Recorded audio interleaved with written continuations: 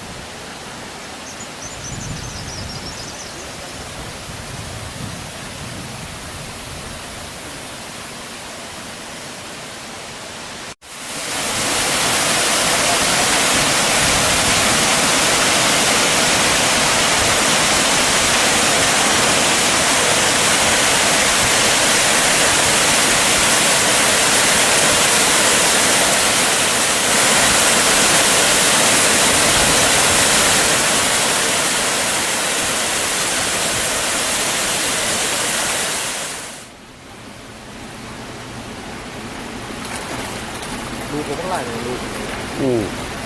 ปลายังสุดตัวน้อยสิลูกตกเงี้ยโอ้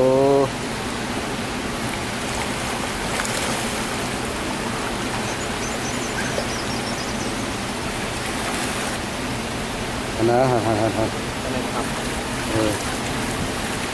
นี่เป็นสูตรวัดเรื่องตะไนวันไหนสิครับ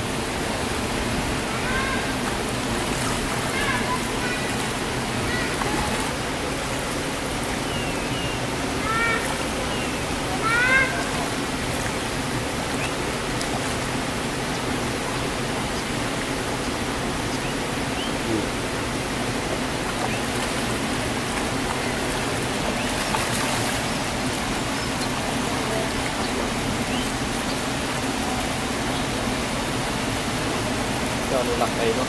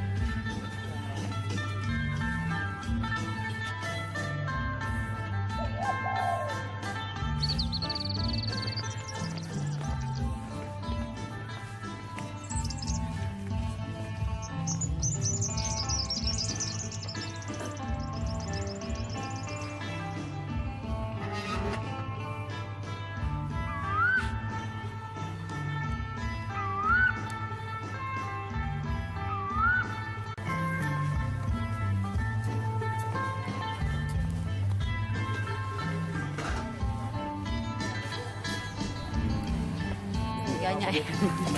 ใช้กอกใหญ่ใหญ่มันเด้อเลยสิยาบ่สุกนะเอาล่ะไหมจังโอ้ยบริเมารถมวยเลยพ่อแม่บริหอดเราแค่หาเขาสบายดีไหมเท้าสบายดีกับมือเอาบ่เดี๋ยวนะหน้าแล้วตำบ่ไหวเลยนะเดี๋ยวเขาซ้ำดีเลยเมื่อย